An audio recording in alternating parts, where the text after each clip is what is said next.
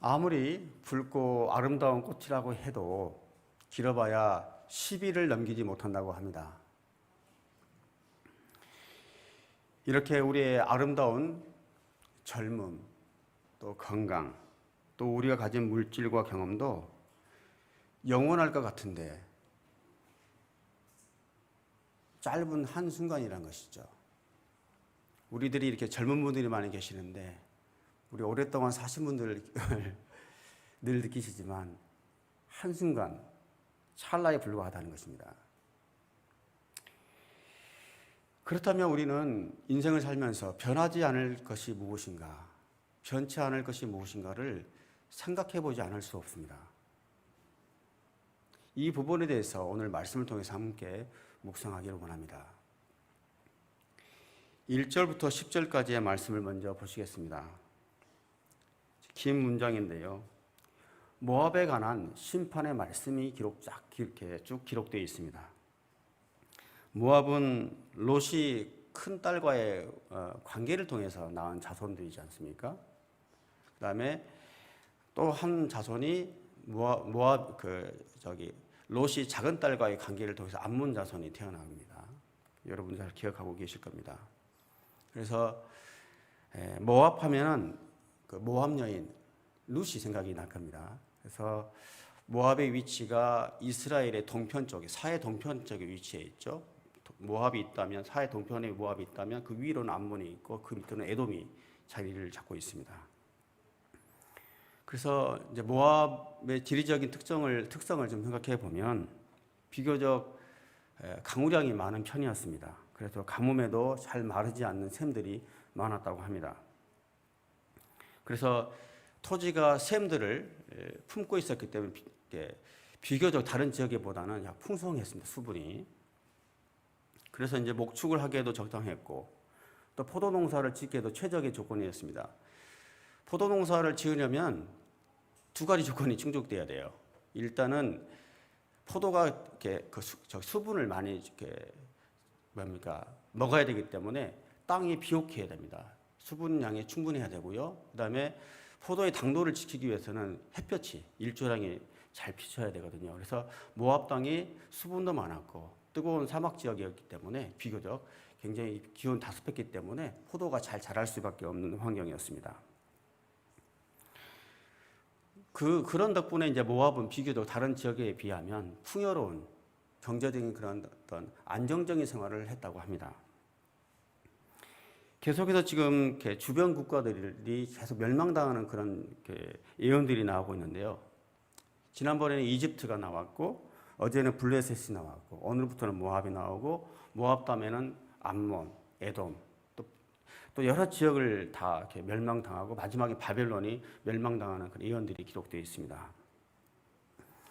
그래서 이제 모압의 심판의 이유가 뭔가를 생각해 보면 두 가지로 생각해 볼 수 있을 것 같습니다. 첫 번째는 모압인들의 교만이죠. 두 번째로는 하나님을 버린 우상숭배죠. 우상숭배의 죄. 교만도 하나님을 의지하지 않는 거기 때문에 교만도 마찬가지고 하나님을 버린 우상도 마찬가지고 하나님을 의지하지 않는 죄 때문에 멸망을 당하게 됩니다. 하나님은 이런 남유다라든지 주변 국가들을 심판하기 위해서 바벨론이라는 나라를 이렇게 들어서 사용하십니다. 바벨론이 하나님 앞에 하나님 마음에 합했기 때문에 그 나라를 들어 사용하신 건 아니죠. 잠시 하나님께서 심판의 도구로 바벨론을 사용했을 뿐입니다.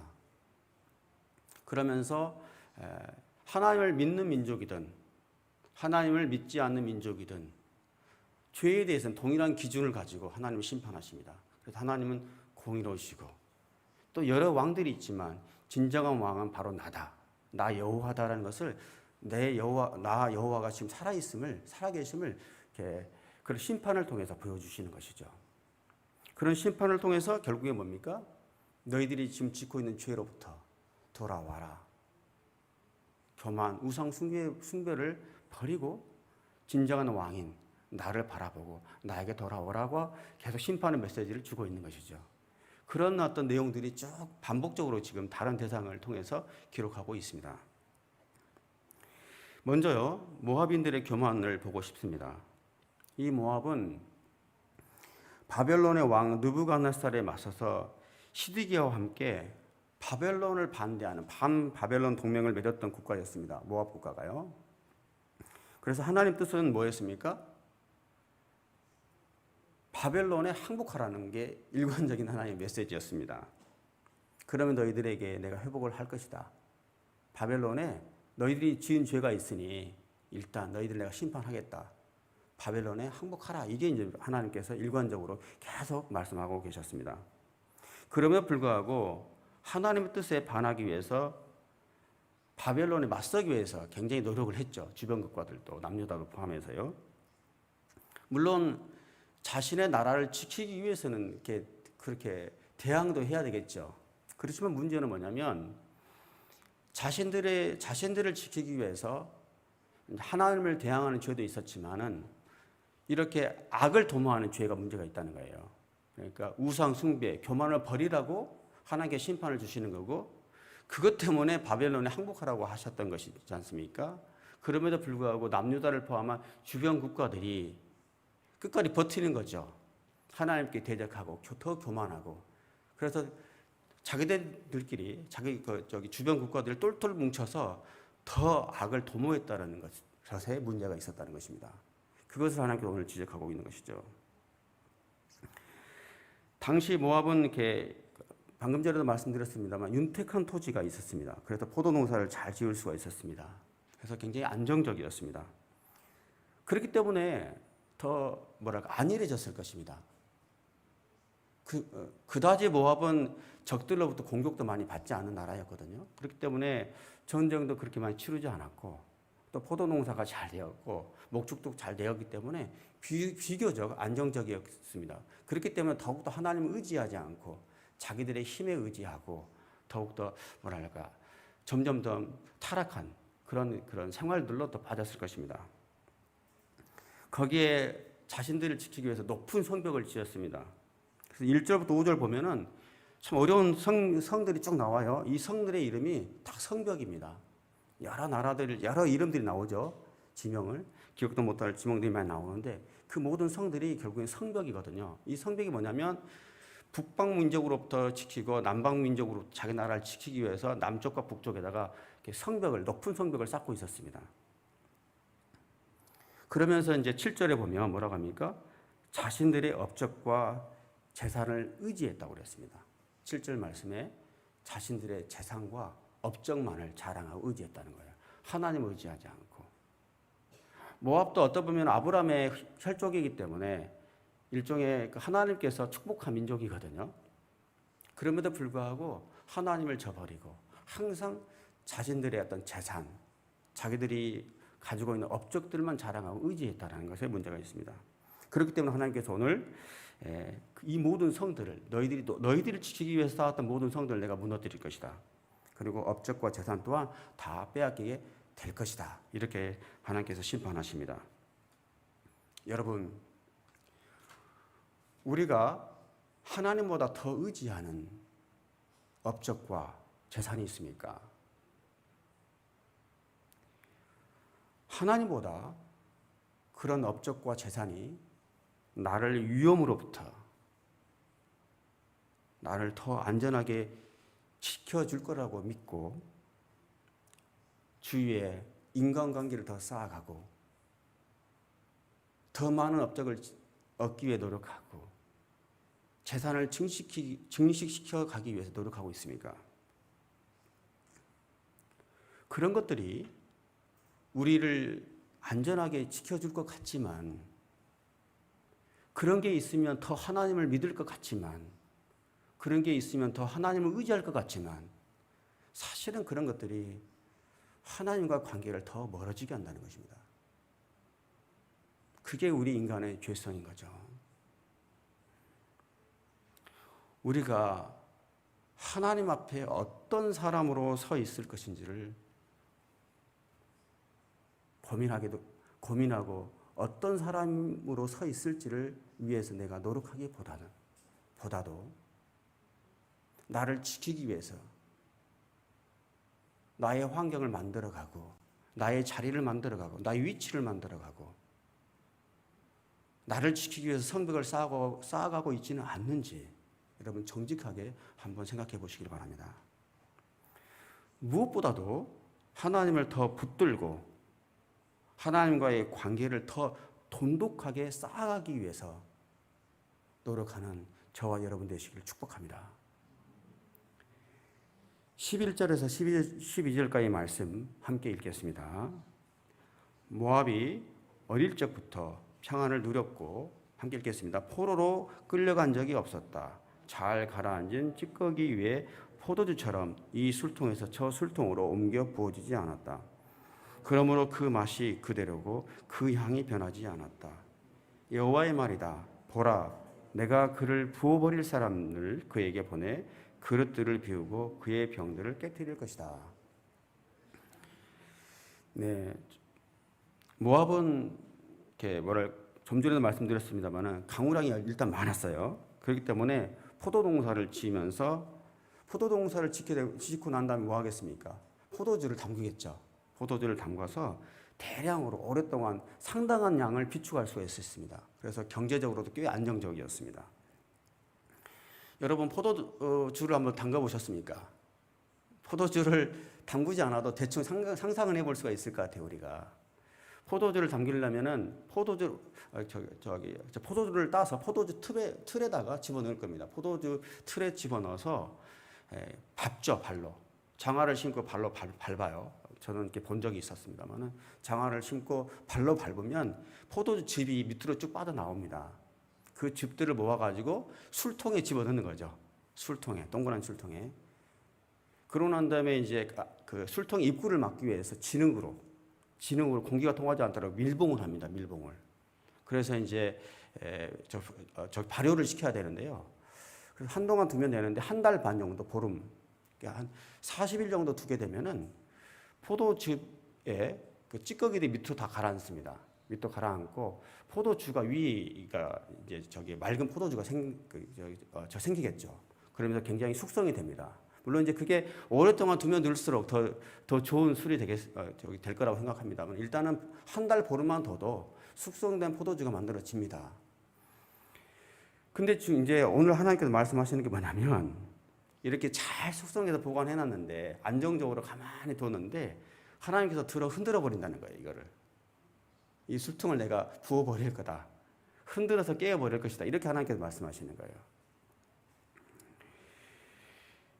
가만히 두면 굉장히 고품질에 맞고 향을 느낄 수 있는 포도주가 되는데 하나님께 갑자기 너희들을 이렇게 흔들어 깨어버릴 것이다. 이렇게 하나님께서 지금 경고하고 있는 것이죠. 이와 같이 모압은 지금까지 적들로부터 한 번도 거의 침략을 받아본 적이 없어요. 공격을 받아본 적이 없었기 때문에 다른 나라로 포로로 끌려간 적도 없어요. 그냥 편안했어요. 비교적 평탄하게 지내왔습니다. 근데 하나님께서 오늘 깨어버릴 것이라고 하나님께 아주 무섭게 경고를 하십니다. 여러분, 사람들이 특별한 풍파 없이 너무 평탄하면 그리고 풍족하게 삶의 조건이 모두 잘 갖춰져 있으면 자신이 어떤 사람인지 자신의 삶을 돌아볼 기회가 없습니다. 이 모압처럼 적들로부터 공격도 없고 경제적으로 비교적 부유하고 특별하게 풍파 없으면 하나님 안에서 우리가 평안을 누리고 더 가까워져야 되는데 그렇지가 않죠. 고난과 시련이 와야 비로소 자신을 돌아봅니다. 물론 고난과 시련이 힘들죠. 힘이 들고 피하고 싶죠. 그렇지만 이 고난이 우리를 넘어뜨리기 위해서 주시는 것이 아니라 하나님께 더 가까이 갈 수 있도록 하나님께서 너와 함께 하고 있음을 하나님께서 알게 하기 위해서 고난과 시련을 주시는 것이죠. 그래서 어떤 면에서 이 고난과 시련은 하나님께 더 나아갈 수 있도록, 더 깨어갈 수 있도록 교회가 되는 것입니다. 우리가요, 구불구불한 이렇게 길이 있습니다. 구불구불한 길보다는 평탄한 도로에서 더 사고가 더 많이 발생한다고 하지 않습니까? 구불구불한 길은 운전자가 운전을 할 때 정신을 똑바로 차리고 운전을 합니다. 그렇지만 평탄한 길은 지루하죠. 졸음운전을 하게 됩니다. 그렇기 때문에 사고율이 많다고 해요. 혹시 성도님들 중에서 시련과 고난이 있습니까? 힘드실 것입니다. 저희들도 기도하겠습니다. 그렇지만 말씀과 기도로 지금의 이 시련들을 잘 극복해 가셨으면 좋겠습니다. 그러시기를 주님의 이름으로 축복합니다. 다음으로 13절 함께 읽겠습니다. 이스라엘의 집이 그들이 신뢰하던 베델 때문에 수치를 당했던 것처럼 모압이 그 모습 때문에 수치를 당할 것이다. 두 번째 멸망의 이유가 나옵니다. 우상 숭배입니다. 첫 번째는 교만이고 두 번째는 우상 숭배입니다. 여기서 그모스라는 이름이 나오는데요. 그 당시에 모압은 그모스라는 신을 섬겼어요. 그런데 이제 암몬 족속은 몰렉, 여러분 밀곰이라는 말 들어보셨을 거예요. 암몬은 이렇게 몰렉을 섬겼거든요. 근데 이제 모압은 그모스를 섬겼어요. 근데 같은 신 종류예요. 다른 게 아니라. 그래서 이제 그모스 숭배도 암몬에서 몰렉 신을 섬길 때 어떻게 했습니까? 자기 자식을 불에 태워서 바쳤던 그런 숭배였지 않습니까? 그렇게 인간들은 참 잔혹합니다. 그런 것처럼 그모스를 섬길 때 자기 자식들을 불에 태워서 바치면서 자신들의 안정과 번영을 구했던 것이죠. 이런 이유로 하나님께서 북이스라엘이 베델에서 금송아지를 섬기다가 멸망했던 것처럼 너희도 똑같이 수치를 당할 것이다. 이렇게 경고하십니다. 특별히 그모스는 전쟁의 신이었어요. 전쟁을 잘하는 신, 전쟁의 신이었습니다. 그래서 모압 족속은 이 그모스라는 전쟁의 신을 앞세워서 자신들은 전쟁의 용사들이다, 전쟁의 군사들이다 이렇게 자만을 했습니다. 그래서 그 그모스가 모든 전쟁으로부터 자신들의 민족을, 자신들의 나라를 지켜줄 거라고 믿었던 것이죠. 그러나 참 아이러니하게도 모압은요, 경제적인 것, 또 자연재해로 망한 게 아니에요. 바로 전쟁으로 망합니다. 그모스라는 전쟁의 신을 앞세워서 교만했는데 전쟁에서는 절대 우리를 패하지 않을 것이라고 믿었는데 전쟁 때문에 전쟁으로 멸망하는 민족입니다. 25절 말씀 보면요. 모압의 뿔이 잘렸고 그 팔이 부러졌다. 여호와의 말이다.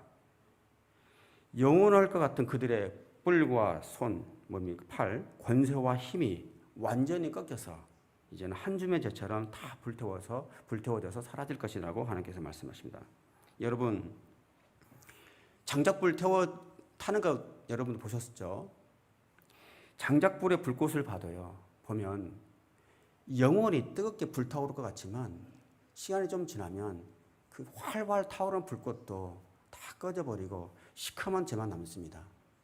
희미한 불꽃만 남은 채, 불씨만 남은 채. 근데 그 불씨조차도 좀 시간이 지나면 어떻습니까? 다 꺼져서 그런 열기조차도 느낄 수 없는 존재가 됩니다. 세상의 모든 것들이 이렇게 한순간인 것 같습니다. 여러분, 우리가 진정으로 붙잡고 목표로 삼아야 될 대상이 무엇이겠습니까? 우리의 모든 일들이, 우리가 도모하는 모든 일들이 하나님의 나라와 하나님의 의를 구하는 일이 되기를 원합니다. 그리고 우리가 하는 모든 일들이 하나님을 섬기는 일이 되기를 원합니다. 하나님과 함께하는 인생에는 어떤 허무함이나 어떤 두려움이란 있을 수 없습니다. 오늘 하루도 여러분들이 믿음 가운데 살아가실 텐데요. 영원히 변치 않을 것을 붙잡고 또 하나님 나라와 의를 구하면서 여러분들이 하신 일들이 하나님께 영광이 되실 수 있도록 또 그렇게 믿음 가운데 나아가는 저와 여러분들이 되시기를 주님의 이름으로 축복합니다.